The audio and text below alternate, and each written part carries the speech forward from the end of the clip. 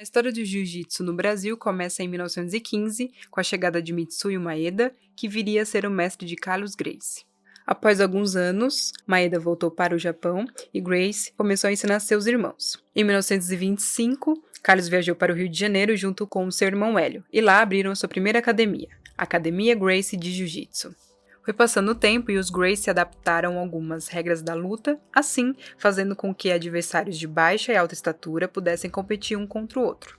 Após a consolidação das regras do Jiu-Jitsu, os Gracie criaram um desafio Vale Tudo, convidando lutadores de karatê, capoeira, boxe, savate e luta livre. O desafio chamou muita atenção e em 1993, Rorion Gracie, junto a outros sócios, criaram o UFC, que foi um sucesso nos Estados Unidos, tornando-se um dos maiores eventos de luta do mundo naquela época.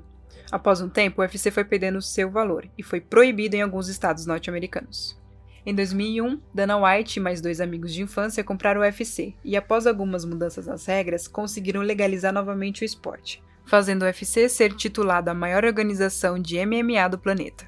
No caso das mulheres, foi mais complicado conseguir seu espaço, pois sua natureza não era considerada compatível. Assim, em 1941 saiu uma lei onde diziam que as mulheres não poderiam praticar esportes.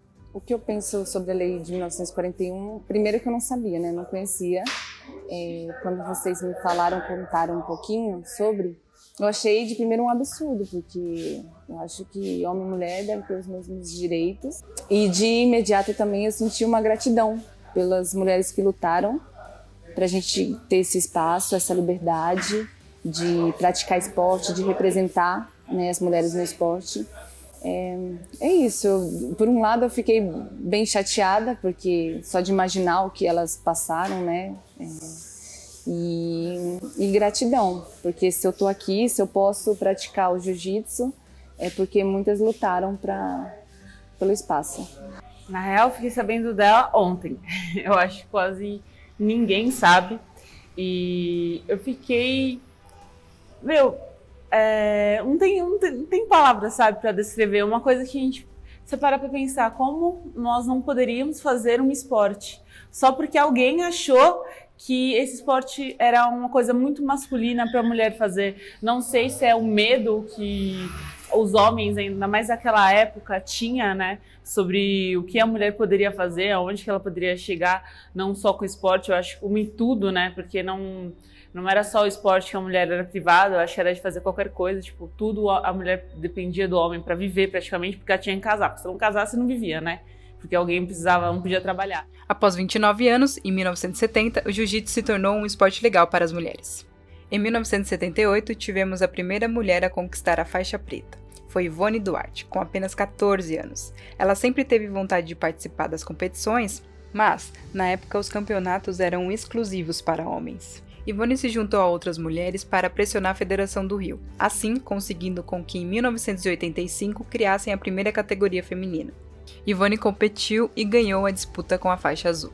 No final dos anos 90, Ivone montou sua própria equipe e ministrou aula para cadetes da Academia da Polícia Militar do Distrito Federal. Foi a primeira mulher a abrir uma academia de artes suaves e foi uma das responsáveis por reorganizar a Federação de Jiu-Jitsu de Brasília. O jiu-jitsu feminino foi introduzido no Mundial IBJJF em 1997, mas as mulheres começaram a lutar só em 1998, onde só havia divisão entre peso leve e pesado, e faixas roxa, marrom e preta competiam juntas. E desse primeiro campeonato saiu a campeã Rosângela Conceição, Zanza. E dali pra frente começaram a surgir grandes nomes do jiu-jitsu, como Leca Vieira, Letícia Ribeiro e Kira Gracie. Desde então ganhamos mais de 110 medalhas no IBJJF. Meu nome é Tamara, eu tenho 24 anos, sou faixa preta de jiu-jitsu. Desde que eu comecei eu sou atleta, competidora. Olha, o que eu acho dessa demora de incluir as mulheres nessa confederação, IBJJF, é ruim, né? Porque as mulheres podem representar da mesma forma que os homens, né? A gente tem a mesma capacidade. E por ser uma confederação muito conhecida, a gente merece representar um pouco, né, nosso sexo e mostrar também que a gente pode representar, que a gente pode conquistar, que a gente pode inspirar gerações futuras. Já no MMA Brasil, uma das pioneiras foi Cris Borg. Ela é a atual campeã peso-pena do evento Bellator e a única que conquistou cinturões no UFC, Strikeforce e Invicta FC. De lá pra cá apareceram algumas lutadoras como Amanda Nunes, Beth Correia, Cláudia Gadelha, entre outras. Eu sou Luana Carolina, tenho 27 anos, comecei no Muay Thai em 2011, comecei a lutar, a treinar Muay Thai e foi meio que sem querer. Eu queria só praticar um esporte e acabei indo pra luta. Eu ia fazer luta e ia fazer dança. Eu fui pra luta, aí me ferrei. Fui campeã paulista, campeã nacional, todo evento que tinha, eles me colocavam, eu ia e eu disputava. Que eu queria competir, mas mesmo assim eu ainda trabalhava com outras coisas fora a luta, né? Até, trabalhar, tipo assim, ser remunerado e conseguir viver só com a luta, só agora mesmo que eu consigo. Porque até, 2 anos atrás, isso não era possível, até antes de entrar no UFC. Que mesmo você sendo profissional do MMA, hoje aqui em São Paulo, eu acho que no mundo inteiro, você trabalha com a luta, mas não só em competição. Você dá aula, você faz outras coisas para conseguir se manter. Que se manter só com o dinheiro da bolsa é muito difícil no Brasil, eu acho, em boa parte do mundo até, né? Se você não tem um patrocínio, igual outros esportes, sendo olímpico, eles conseguem patrocínio, né? Como, o pessoal da ginástica, o do atletismo, da natação e outros. Até mesmo da luta, o judô consegue, boxe consegue, mas o Muay Thai não é olímpico, então não vai conseguir. MMA, muito menos. São esportes que eles acham violento demais, então acaba que não entra nos Jogos Olímpicos, por isso, e a gente não consegue, né, ter um retorno. Agora até que tá melhorando, mas é muito difícil. Como a gente acabou de falar do futebol, não é só o evento ou a luta em si, é porque as mulheres não podiam fazer as coisas, entendeu? Hoje é mais liberado, hoje a gente faz o que a gente quer, né? Assim, a gente pode fazer, os eventos acabam investindo mais, tanto da parte da mídia, que hoje alguma coisa acontece, boom, explode, tem isso, aquilo. Então hoje tem mais. Mas eu acho que por esse motivo, não porque as mulheres não podiam fazer antes. Então como que você vai fazer alguma coisa que não é liberado para você fazer? Porque tem pouca mulher, então é mais fácil. Não é porque tem pouca que é mais fácil. Porque só o fato da gente ter, eu falo mas o pessoal, as mulheres que veio antes, ter lutado literalmente para conseguir lutar, mostra que não é fácil. Não é só porque existem poucas, agora tem mais. Porque não podia, porque as mulheres, eu quero, a gente falou do futebol, quero jogar bola. Então uma vez que eu fui numa escolinha, meu irmão jogava, eu falei, acho que eu queria treinar, vou jogar bola. Alguém pegou e virou pra mim e falou assim, que você não vai procurar um esporte de menina? Aí eu fui, né? Aí eu tô na luta agora, bem melhor. Tem um negócio que o pessoal fala, não aguenta fazer balé, como se balé fosse fácil. As meninas têm o pé tudo estourado, sabe? Tipo, uma força do caramba pra aquela postura, é muito difícil, mas eles meio que desprezam porque é um esporte que parece ser delicado. Muitas dessas mulheres passam por dificuldades para chegar onde estão. Talvez a maior delas tenha sido o machismo, pois o assédio de gênero vem junto a piadas como briga de puxão de cabelo, seu corpo vai ficar masculino, luta é coisa de homem. Hoje temos muitas mulheres envolvidas nesses esportes, cada uma conquistando seu espaço e ajudando a trilhar esse caminho. No jiu-jitsu, temos nomes como Bianca Basílio, Beatriz Mesquita e Tamara Ferreira. E no MMA, temos nomes como Jéssica Andrade, Priscila Cachoeira e Luana Dredd. Eu comecei, foi na faculdade. Na verdade, eu não conhecia o jiu-jitsu. Eu entrei para cursar o direito, a faculdade de direito. E na faculdade, no mezanino, tinha um tatame gigante. Só que eu pensava que era judô, né, que tinha ali. Aí eu fui perguntar, era jiu-jitsu. De primeira, eu fiz uma aula, não gostei, não me dei muito bem. Mas aos poucos eu fui me acostumando, fui gostando. No 3º mês, eu acho, praticando, eu já queria competir, participar de competições. Lutei o meu primeiro evento como juvenil, acho que foi meu primeiro e único evento como juvenil. Eu era bem novinha. Eu comecei no Muay Thai em 2011, eu tinha acabado de fazer 18 anos e eu queria fazer um esporte. Antes eu jogava basquete, quando eu era menor, eu jogava basquete em esportes coletivos, futebol às vezes também, mas aí eu fazia com os meninos. Aí eu entrei na luta, passou 3 meses, eu fiz minha primeira luta, tipo, muito rápido, assim. Tipo assim, Luana, você quer lutar? Eu falei, não sei, tipo, acabei de começar. Porque eu pensei assim, se no basquete demorou 4 anos, mais ou menos, pra eu falar assim, pô, agora eu tô melhor, assim, eu sou boa.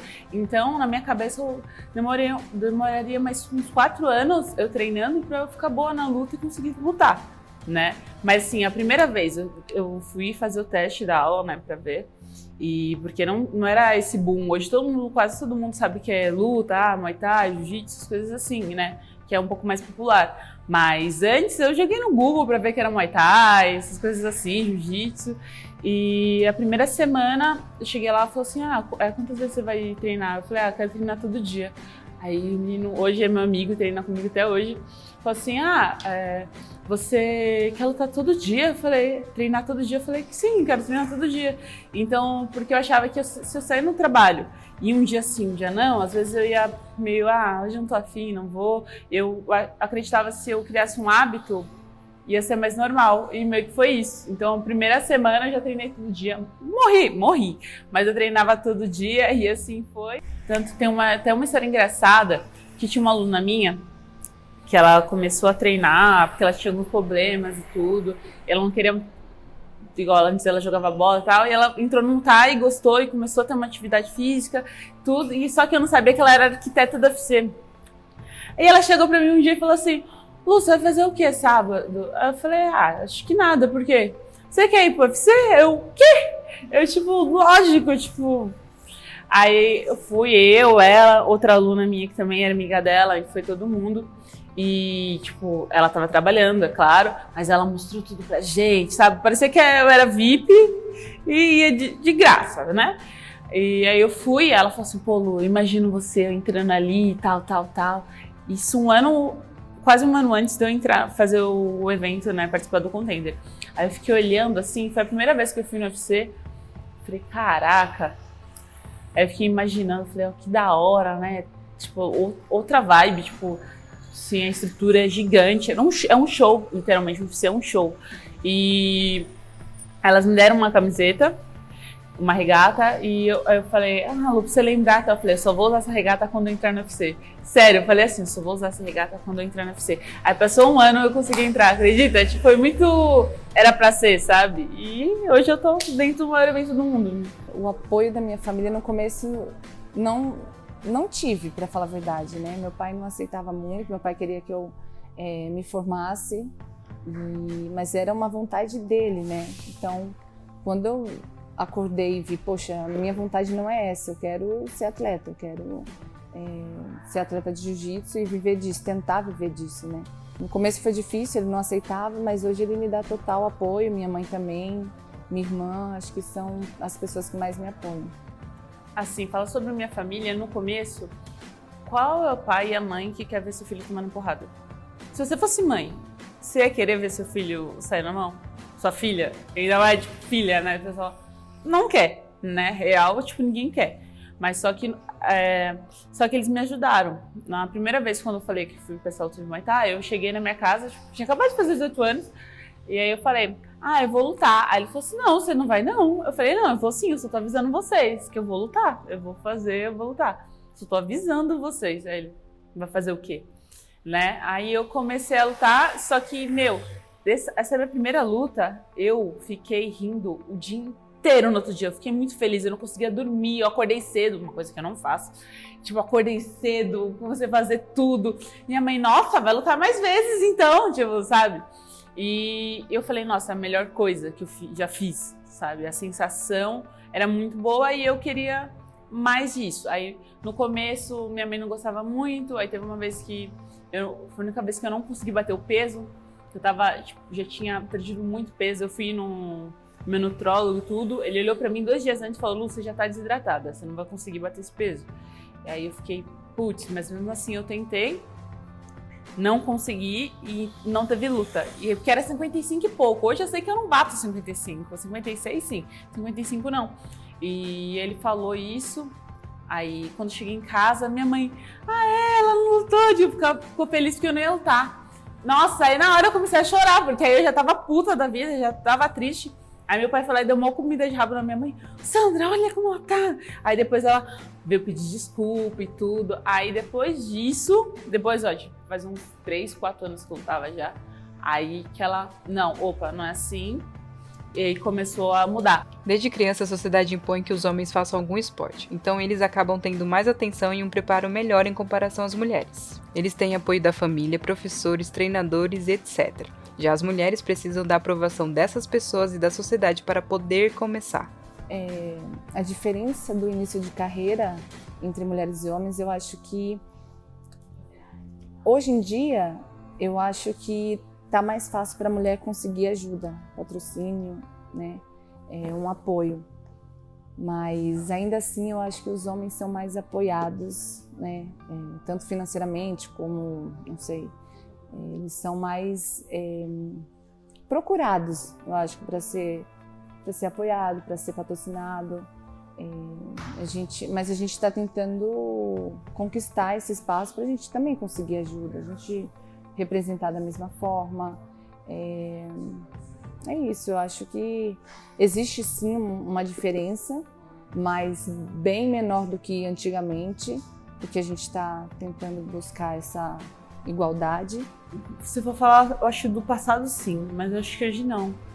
Assim, eu não vivi essa diferença, sabe? Eu sei que, lógico, eu não tive nenhuma professora mulher, isso falando do Thai. No jiu-jitsu hoje tenho a mestre Keila, que ela é faixa preta de jiu-jitsu e tal, de judô, uma japa sinistra do caramba, mas você não tinha professoras antes. Hoje tem bastante, até. Conheço várias meninas que dão aula, mas isso não. Mas antes não tinha. Mas eu não senti essa diferença, sabe? Lógico, se você vê essa diferença, se for ver no geral, né? Porque muito tempo eu passei treinando e eu era a única mulher, entendeu? Tipo, era eu e os meninos. Então acho que tem diferença nisso. Hoje não, hoje você tem equipes que só tem mulheres, são equipes feitas de mulheres para treinar junto. Eu fui a primeira mulher a entrar aqui na academia, né, na capital da luta, que competia. Mas agora tem mais 4 meninas que também competem, também, ou são amadoras ou profissional de MMA. E hoje tem muito mais oportunidade, tem mais chance, ainda mais o pessoal hoje sabe que antes, você vai treinar uma menina, mas onde que ela pode chegar? Onde que essa mulher vai poder chegar com MMA? Hoje a gente sabe que a gente consegue chegar no mesmo nível que no maior evento que vai, o UFC, ou outro Invicta, ou tem Bellator, tem vários eventos que as mulheres podem participar, mas antes não. Então eu acho que antes tinha mais que agora, eu acho que agora é mais tranquilo. Na parte de só treinar, a maioria das academias, eu acho 80% das academias, o público de luta é mulher. Se você for pensar no recreativo. Porque teve o boom que o Muay Thai virou fitness e tal, emagrece, então a procura da mulherada é muito grande. A maioria dos treinos são uma maioria de mulher. Mas eu não sentia mais pelas pessoas que estavam na minha volta, sabe? Tipo, meus parceiros de treino sempre me respeitaram, sempre foram meus amigos mesmo. Então eu não sentia tanto. Lógico, você vê de um ou outro que às vezes vai ter na nossa academia, ou mesmo eu quando era professora, né, que eu dava aula de Muay Thai, as pessoas vêm querer desafiar, vêm querer fazer sua aula para ver se, vamos ver como que é. Eu já recebi coisas de alunos, tipo mensagens de alunos que eu não dou mais aula, falando assim, que tinha esse preconceito, que falou quando chegou na academia, viu que era mulher, falou assim, deixa quieto. Aí depois viu uma aula, falou assim, eu acho que é legal, vou fazer. Depois tem um outro que pegou e falou assim pra mim que nunca tinha recebido ordem de mulher nenhuma. Que ele falou assim, ô Lu, eu tenho que falar pra você, eu nunca, que ele era do judô antes, isso, aquilo, eu não recebi a ordem, catava a ordem de mulher nenhuma. Você foi a primeira pessoa que falou assim, faz isso, e o respeito que eu tinha por você E, tipo, você falava... E não tô falando de meninos, tô falando de homens, sabe? E que eu, sendo professora, mudou esse pensamento deles, sabe? Eu acho que muitas mulheres não praticam o jiu-jitsu porque tem medo de sofrer alguma crítica, sabe? Até mesmo porque um esporte que é 90% não, acho que hoje em dia é uns 60%, 70% masculino. Então, se a mulher entra nesse esporte, começa a praticar, ela tem medo de, ser chamada de, sei lá, Maria Macho, esses nomes muito chatos de ser mencionados. A certeza, se o mundo não fosse tão machista, a gente teria mais mulheres. Não só na luta, tipo, em tudo, né? Tipo, como a gente falou antes, mulher não podia fazer nada. Tipo, nada. Mulher não podia trabalhar fora de casa. Você acha que ela ia poder lutar?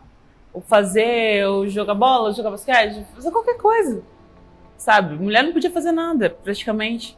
Ontem, eu conversei com uma senhora que mora perto de casa, ela começou a contar as coisas da avó dela, e eu fiquei assim, eu falei, ai, sabe? Eu falei, como que podia ser daquele jeito, sabe? Tipo, ainda bem que tá mudando agora, né? Começando a mudar. Nossa, eu acho que na época da infância só. No jiu-jitsu eu já ouvi alguns comentários assim, mas como eu amo o que eu faço, já não me atinge nada. Tem muitas vezes que as pessoas falam, nossa, mas seu corpo é muito masculino, nossa, mas você é quadrada, nossa, mas seu ombro é largo, nossa, mas as mãos, sabe? Então, hoje em dia eu não ligo. Hoje em dia, pra mim, é o que eu amo, é minha profissão, é meu trabalho. Então, o que as pessoas falam pra mim não interfere em nada. Mas já sofri muito quando eu era mais nova. Eu fazia ginástica olímpica, eu era bem quadradinha, assim, a barriga rasgada, toda quadrada. E na época eu sofria muito bullying na escola. Eu ligava porque eu não entendia o porquê. Poxa, eu tô fazendo esporte, por que eu tô sendo chamada de menininho, sabe? Hoje em dia não, eu me sinto confiante no jiu-jitsu. Me sinto confiante. Eu acho que para a maioria das meninas e também acho que homens, é o apoio financeiro, né? É aquela ajuda de gastos, viagens e tudo mais. No geral, como até mesmo como professora, as pessoas meio que desafiavam porque eu era mulher e estava dando aula de luta. Muito, teve um logo no comecinho, e tinha um moleque que ele era enorme, ele começou a treinar. E aí o professor, como eu era mais graduada, ele deixava eu no ringue e as outras meninas estavam embaixo e você rodando com todo mundo, sabe? Fazer sparring todo mundo com todo mundo. E tinha esse moleque, ele era muito sem noção, muito sem noção. Ele pesava uns 100 e poucos quilos, tipo, ele era muito pesado. Tipo, ele não tinha noção que ele era forte, ele era forte. Você tem que ter a noção que você é forte, então você tem que diminuir sua força quando você vai com uma pessoa mais leve, né? Lógico, quem bate leva, né? Também, você não vai ficar apanhando, mas, né? E ele subiu no ringue. Aí eu falei, vou de boa com ele, né? Ele é novo. Eu tava lá assim, daqui a pouco esse moleque, do jeito que ele estava no saco de pancada, ele veio chutar minha perna. Ele veio, vrau, tipo, eu falei, eita, pô. É que eu tirei, né? Eu saí, eu olhei pro professor assim, aí eu respirei pro professor, Lu, se solta. Tipo, solta o jogo. Nossa, quando ele falou isso, tipo, meio que liberou, eu saí batendo nesse menino de ponta a ponta, assim, eu mas batia pra derrubar ele mesmo. Aí chegou no ringue, ele, você tá bem? Ele, tô, vamos de novo, eu queria de novo. Aí foi a mesma coisa. Aí eu falei, vamos de boa. Ele, mesma coisa, ele foi tentar chutar minha perna do mesmo jeito. Aí eu debulhei ele até o final do ringue. Aí eu, você tá bem? Não, quero mais não. Nunca mais ele apareceu na academia. Nossa, com essa questão da pandemia, tudo mudou, né? Muitas coisas mudaram. Eu tomei muitas decisões, também tanto pessoais como profissionais. Os treinos eu tô continuando normal, né? Tenho uma luta marcada para o dia 14 de novembro agora, então eu tenho que dar continuidade nos treinos. Campeonatos, muitos foram cancelados, tanto no exterior como aqui, né, nacional. E é uma pena, porque eu pelo menos eu tinha planejado muitas viagens, muitas competições. Seria meu primeiro mundial, que é o maior evento do ano, que é da IBJJF. Então seria meu primeiro mundial competindo, mas eu acredito que tudo tem um propósito, né? Se não é agora, acho que eu tenho tempo, pensando pelo lado positivo, eu tenho tempo suficiente para treinar mais, para me preparar mais, mas em questão de preparação, tá tudo, para mim tá tudo normal, assim, eu tô treinando, me preparando, e aí eu vou ter a luta em novembro. Foi muito complicado, né? Porque até a primeira luta que foi marcada, era pra ter lutado em março, se não me engano, aí caiu a luta, né, por causa do Covid. Aí depois foi remarcada para junho, eu acho, maio, aí depois foi em julho, né? E foi caindo por causa disso. Eu fiz 12 testes até minha luta. E eu fiquei esses 2 meses morando aqui. Porque eu não podia ter contato com meus pais, eu não podia ter contato com ninguém, com meu noivo. Ele mesmo pegou Covid, depois minha mãe pegou Covid. E, eu fiquei meio que internada aqui, porque eu saía e vinha com máscara, viseira, entrava na academia, tiro tênis, isso e aquilo. Foi bem bizarro, porque mesmo eu estando treinando, você está treinando, se preparando para isso. Poderia estar na minha melhor fase treinando, que eu estava, treinei muito, né? Eu só treinava, comia e dormia, treinava, comia e dormia. E se você pegasse o vírus, que é uma coisa invisível, não lutaria mais. Então, quando a gente foi pra lá, a gente saiu daqui e foi pro hotel, que o UFC a gente ficava 2 dias num hotel aqui em São Paulo, lá em Guarulhos, perto do aeroporto. O UFC fretou um avião para levar só os lutadores, para ver que, como eles não queriam que a gente tivesse contato com ninguém. E chegar lá, a gente ficou mais 2 dias dentro do quarto. Então eu fiquei esses 2 dias sozinha, treinando sozinha, isso perto de luta. Geralmente eu treino com o professor, isso, aquilo, a equipe toda. E não, eu tive que treinar sozinha dentro do quarto, eu não podia sair do quarto. Até que tinham deixado minha bolsa no quarto do meu professor. Eu falei, eu vou lá pegar. O cara, não, você tá com a fita agora, no braço, você não pode sair daí. A gente vai pegar. Aí a gente não podia abrir a porta e ir pro corredor. Então a gente era punido ou sair do evento. Mas o complicado era que até mesmo no dia da luta, você não sabia. Na semana da luta, você fez o teste. Se você pegou, já era. Você não luta, você não ia lutar. Teve um lutador, o Jacaré, que não lutou no dia da pesagem. Ele fez o teste no dia da pesagem e nesse teste deu positivo nele. Então é uma coisa que você estava lutando com o invisível, com o inimigo invisível. Você não sabe, fora todas as preocupações que você tem, ainda mesmo assim. Fiquei feliz porque eu lutei, eu pude fazer o meu trabalho no momento que o mundo inteiro estava parado.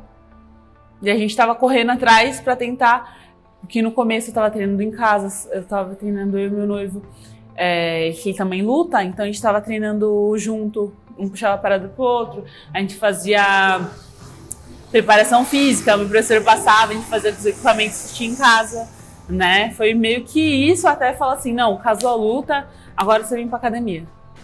Não, nunca me subestimaram. Pelo que eu sei, acho que não, né? Eu nunca, não assim comigo, né? Não, nunca. Sim, né?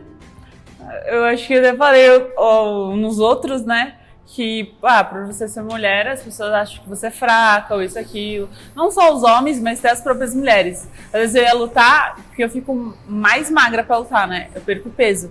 Então, eu vou dar um pau nessa magrela. Várias vezes já aconteceu isso. Da pessoa até falar pra mim, a pessoa fala, nossa, quando você subiu, eu achei que a menina ia matar você. Sabe, desse jeito. Porque geralmente as meninas são muito fortes, mais largas e que é de biotipo, né? Que as pessoas confundem força com volume de massa muscular, né? Igual, se você vê um bodybuilder, fala, nossa, o cara é forte, mas será que ele aguenta uma porrada? Sabe? Tem essa diferença de força de volume e força de potência, né? Que é os golpes, ou resistência, é outra coisa. E por isso, até mesmo no começo, várias vezes, as pessoas vinham falar, caraca, meu! Porque as pessoas acabavam sendo surpreendidas porque me achavam muito magra pra luta, sabe? Já já muitas vezes, principalmente na faixa roxa. Acho que foi a mais difícil, para falar a verdade. A faixa mais difícil que eu passei foi um teste muito psicológico para mim. Eu pensei em desistir porque eu estava acostumada a ganhar muitos campeonatos, eu entrei na roxa, aí havia muitas meninas muito mais preparadas, que viviam só disso, e meninas que eu tinha ganho na azul, aí na roxa já não tinha ganho. E aquilo mexeu com a minha cabeça, eu já comecei a pensar que aquilo não era para mim e tudo mais. Só que a faixa marrom veio para clarear muita coisa. Eu falei, nossa, na época eu até falei, se na faixa roxa eu não ganhei, imagina na marrom. Só que na marrom foi o contrário. Eu peguei a faixa marrom e falei, cara, sei lá, seja o que Deus quiser, eu vou fazer de tudo para dar certo. Eu acho que eu deixei um pouco essa obrigação de ganhar, sabe? Eu tenho que ganhar, eu tenho a obrigação de ganhar. O que eu acho sobre a mídia mudar, melhorar, essa questão de visibilidade, eu acho que não só depende da mídia, né? Eu acho que depende da cabeça das pessoas também. Acho que tem que mudar dentro para depois mudar fora também, né? Consequentemente, mudar fora. E aí sim a gente vai ganhar uma visibilidade. Eu acho que a gente já está ganhando um pouco mais do que antes, me referindo às mulheres, né? Antigamente não passava no canal Combate lutas das meninas, hoje já mostra. Acho que passa bastante o Grand Slam, os campeonatos de outra federação, que é a JP Tour. Então passa bastante lutas, fica reprisando bastante lutas de mulheres. Isso eu já acho super incrível, né? Tem até o BJJ Stars que eu vou lutar, esse evento que eu vou lutar em novembro, teve uma luta que eu fiz de faixa roxa. Poxa, normalmente as pessoas só dão valor mais à faixa preta, né? A faixa roxa que vai lutar? Não, estou interessado mais em assistir uma faixa preta. E na época era um evento só de lutas femininas. Então, poxa, foi um trabalho muito bacana do organizador do evento. E também eu achei bacana o canal Combate reprisar isso. Mas eu acho que pode melhorar. Pô, luta feminina tem pouca visibilidade, é só você ver a Amanda Nunes. Agora a mídia fala dela, né? Putz, eu fiquei muito puta com isso que ela ganhou o cinturão e depois ela ia lutar contra a Honda. A mídia brasileira inteira só falava da Honda, que a Honda ia voltar. Não falava, a brasileira era dona do cinturão e só falavam da Honda. Tipo, eu não tenho nada contra a Honda, pô, graças a ela que tem a categoria feminina, porque criaram a categoria para ela, né? Tipo, antes tem eu acho que não sei se é uma entrevista da Dana White, que o Dana White fala que o evento dele nunca ia ter mulheres. E hoje, tipo, as melhores lutas, nossa, tipo, são das mulheres, tipo, várias, nossas meninas lutando são muito sinistras. E tá a Amanda pra provar, né? Hoje tem 2 cinturões, já defendeu os cinturões várias vezes, não tem nenhum homem que fez isso. Assim, a quantidade de defesas que ela fez pelo cinturão, assim, em 2 categorias, né? E aí tem visibilidade, mas naquela lá da Honda, o pessoal falava da Honda e não falava da Amanda. A Amanda teve que ganhar várias vezes isso com o cinturão para as pessoas falarem dela. E ela estava assistindo e eu queria ver a reportagem que fosse falar do UFC e falar da Amanda. Aí a mãe, Ana, vai passar. Aí eu corri pra assistir sem zoeira nenhuma. Ficou 30 segundos falando da Amanda, eu acho. Não só da Amanda, né? Da luta. E ainda falou meio que mal dela. E depois passou, acho que uma meia hora do Cristiano Ronaldo. Eu falei, sério, ficou, tipo, falando a vida dele, isso, aquilo, do Cristiano. Falando sobre o Cristiano Ronaldo, nada contra ele. Mas, pô, a brasileira ganhou isso e aquilo, tipo, a menina sinistra. E falavam do cara do futebol, sabe? Pra ver, hoje já não, o pessoal enaltece, mas ela fala, pô, ela é isso e aquilo. Mas no começo, você vê a mídia que fazia em cima dela, por quê? Ela é mulher e não é uma Barbie, é lésbica, não vende, tipo, essa mídia, tipo, ai, sou gata e luto, porque eles queriam fazer isso quando foi com a Honda, né? tipo assim, pô, uma mulher linda, ó, tipo a loira que luta, e vem ela, não é loira, não é, tipo, mulher, tipo, sexy do pântano, e nem nada disso, mas aí arrebentou todo mundo. Então, pra mídia, o que vende? Os caras que viam luta queriam ver mulheres gostosas lutando. Hoje, tipo, tem mulheres que buscam pra esse lado mais sexy, mas hoje é totalmente diferente. Tipo, tem muitas meninas diferentes, tipo, tem biotipos diferentes, isso e aquilo, e tá vendendo. Por quê? Agora não tá sendo tanto só aparência. Teve uma entrevista da Amanda que ela falou assim, eu sei que eu não sou a pessoa que eles queriam que tivesse com o cinturão por causa da mídia. Que a mídia queria vender isso. A Ronda foi, se eu não me engano, a pessoa que mais ganhou dinheiro com mídia no UFC. Em 2020, os homens tiveram uma remuneração de 42% a 77% a mais do que as mulheres. E a justificativa disso é só por serem mulheres. Além de lutarem por espaço e visibilidade, elas também lutam por remuneração igualitária. O que eu acho que falta para a gente chegar nessa equidade de gêneros é... Eu acho que, por exemplo, a minha opinião, eu acho que eu tenho que fazer muito mais do que eu pensar em fazer barulho, né? Tem muitas meninas que fazem muito barulho em relação ao jiu-jitsu. Eu já vi muitas meninas, mas fazer aquele post enorme, fazendo barulho. Eu acho que a gente tem que se ajudar mais e fazer. No caso, por exemplo, se eu der um seminário em alguma academia, né? Muitas vezes não aparecem muitas meninas, né? Então é fácil falar, poxa, vamos, jiu-jitsu feminino e tal. Mas chega no seminário, no aulão, tem 2 meninas, o resto tudo homem, sabe?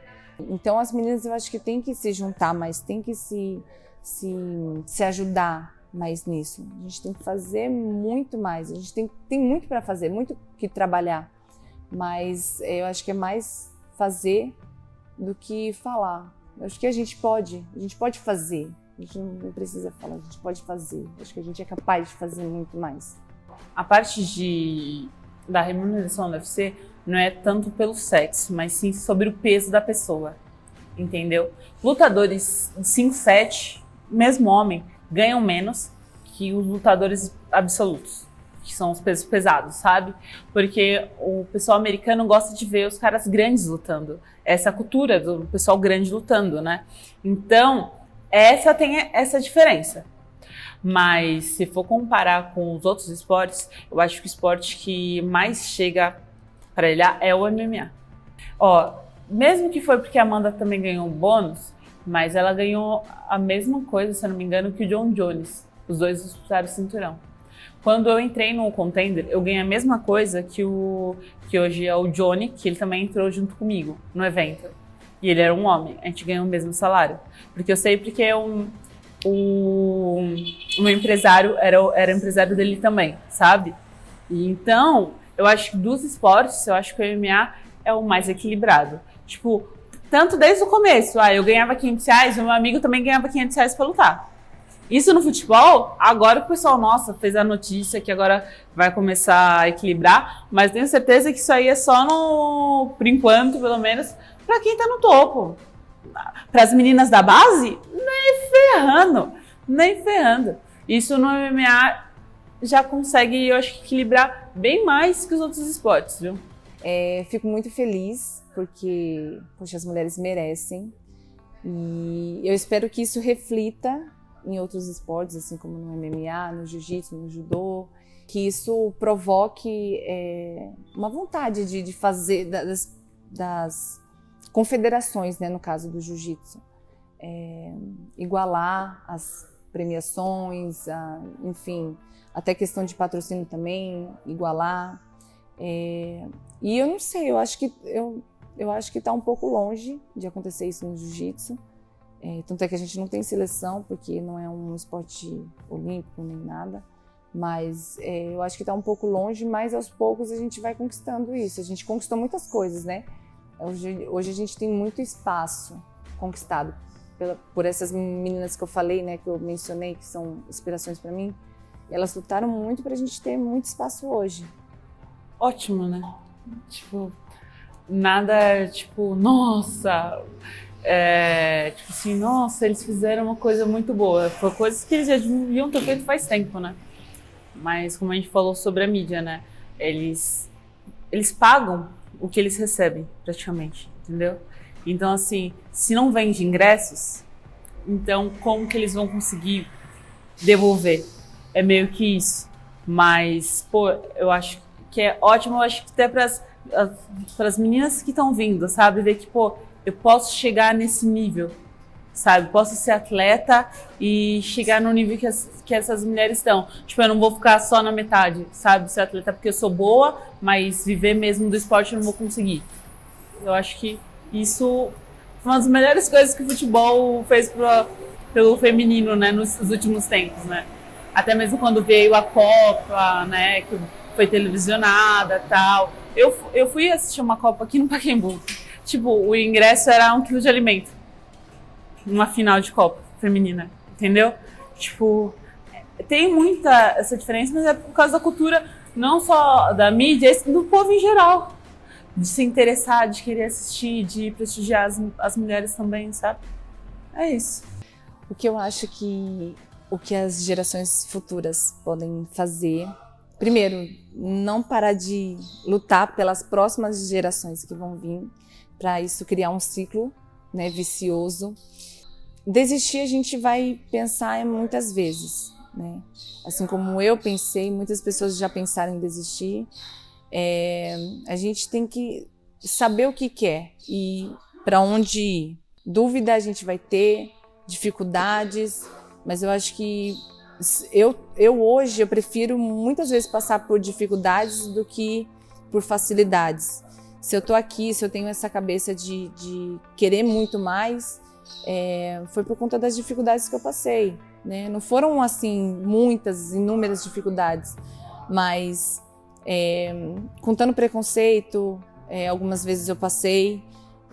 É uma coisa que eu acho que no começo pode não soar muito bem, né? A gente fica um pouco chateada, mas a gente, conforme vai passando o tempo, pegando confiança, se a gente saber o que quer, essas palavras, essas críticas, xingamentos, enfim, não vai fazer nem cócegas em comparação aos nossos sonhos. Eu acho bacana se juntarem, né? As gerações futuras se juntarem. Eu acho que quando as mulheres se juntam, são muito mais fortes realmente. É o que a gente precisa fazer hoje. Persistir. A gente tem que persistir. Se vocês têm um sonho, se vocês querem chegar a algum objetivo, a gente não tem que parar até conquistar. Independente se a gente cair milhões de vezes, perder milhões de vezes. Eu acabei de pegar a faixa preta agora, eu tenho muitos sonhos de ser campeã mundial, de ser campeã, enfim, de todos os eventos que eu participar. Eu sei que eu vou perder. Eu vou perder até o último dia que eu competir. Mas eu sei o que eu quero. E eu vou lutar até eu conseguir. E depois que eu conseguir, aí sim eu vou estar em paz. Então acho que é isso que a gente tem que pensar. É lutar até conseguir. Não importa se são 5 anos, 10 anos, 20 anos de luta. A gente pode. Se alguém conquistou, se uma mulher já conquistou alguma coisa nessa vida, a gente também pode. Não há diferença, né? O que eu posso dizer para as gerações futuras é que não só eu, quanto as mulheres começaram lá atrás. Hoje eu consegui atingir um nível que quando eu comecei a lutar não tinha, né? Assim, nenhuma mulher conseguia, que era o auge, chegar, isso eu tô falando na luta, né? No UFC. Quando eu comecei a treinar, falei, não, um dia vai ter, e hoje tem. Então, hoje tem mais oportunidade para as mulheres. Hoje eu consegui fazer uma coisa que várias meninas que estão no MMA, que estão treinando, querem também estar lá, né? Então, assim, pelo menos chegar no evento e isso e subindo, né? E evoluindo gradativamente. Só que não é fácil. Se você quer, você vai ter que correr atrás. É uma luta, a luta não é só lá em cima, a luta é diária, não só contra as pessoas, mas só contra você mesmo, ter vontade, assim, vou levantar, vou treinar, vou fazer minhas coisas e evoluir a cada dia. E e saber que é possível você fazer praticamente quase tudo que você quer fazer. Lógico, vai ter dificuldades, tem dificuldades, mas como eu falo, é melhor você continuar da onde que você tá, que você desistir e voltar pro zero. O zero é muito mais complicado. Então, se você tá num nível, mas você quer aquilo, mesmo que seja difícil, continue, que eu acredito que for aquilo que é para ser mesmo para você, o que você quer, vai dar certo.